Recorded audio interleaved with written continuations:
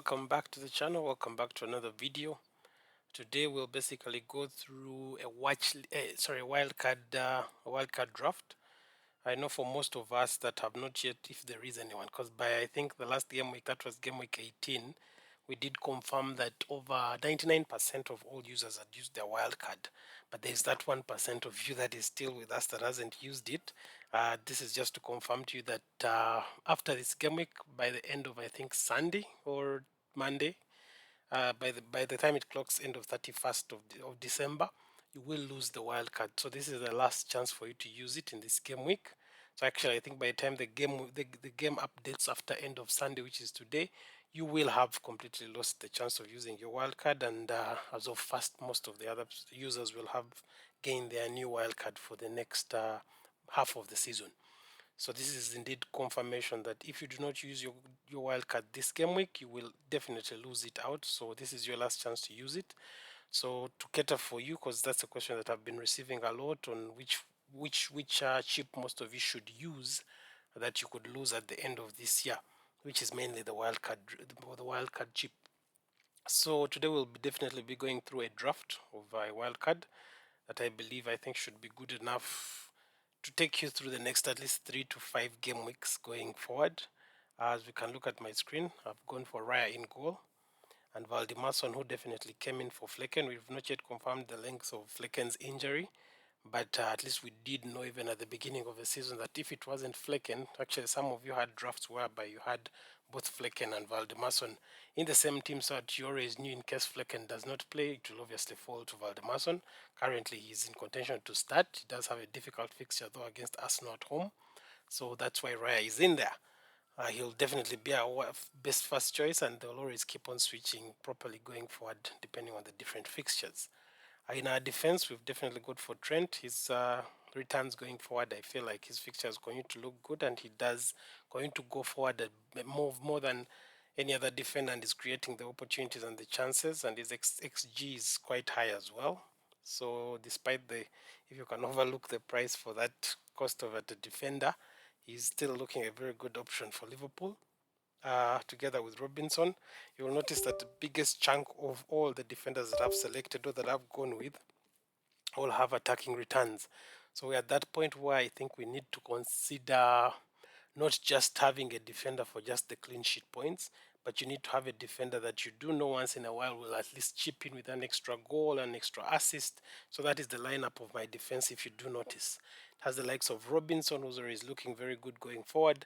Hall, who always looks good. He has, I think, 3 assists going forward as well. Uh, Munoz, who has 2 goals, I think, and 2 assists as well.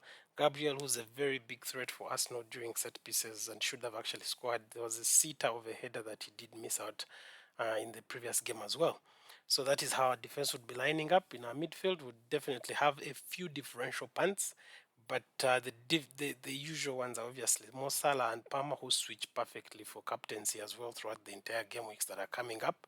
Then we do have Rogers, who comes in there as well. He looks more nailed than the likes of Watkins. I've seen a few drafts whereby Watkins is being included, but with the whole switch between him and Duran, we do not know if the appeal for the red card for Duran will be considered, but if it does, we do know that Duran had started to take that position away from Watkins, especially with the number of fixtures that they do have, including Champions League and Europe and all that.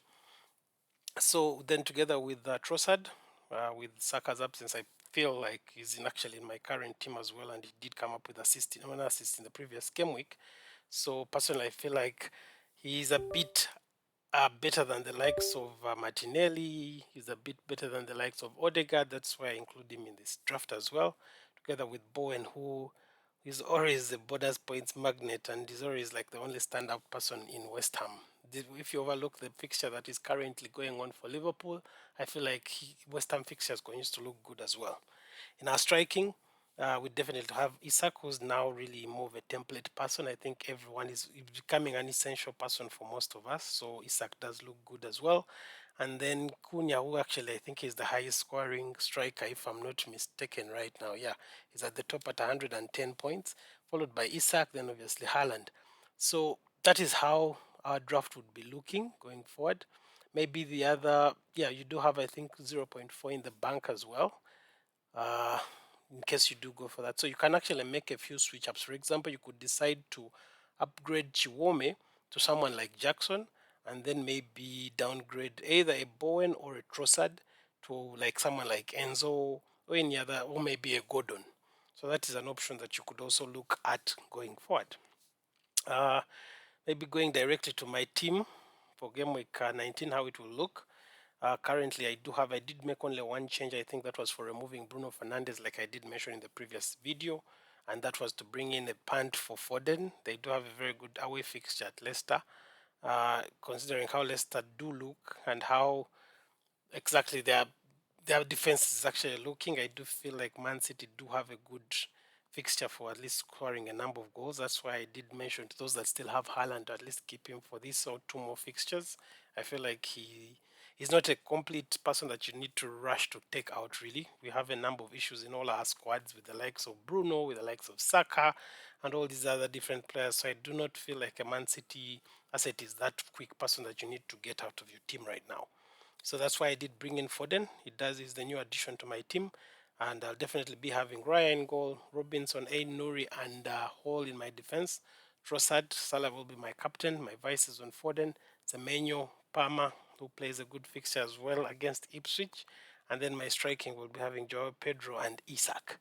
That's how my team would be lining up. My bench, Fabianski, we're yet to confirm. He did have, I think, a concussion, so definitely has to be out for 1 or 2 games. But hopefully he can come back and reclaim his position. And Konsa will be my first defender, and Hosen for once I'm putting on the bench, as I do believe the away fixture to Fulham is quite tricky for Bournemouth. Otherwise, I think that's how my team will be lining up for game week 19. FPL responsibly. Happy New Year in case we do not get to release anything before then, and talk to you next time. Thank you.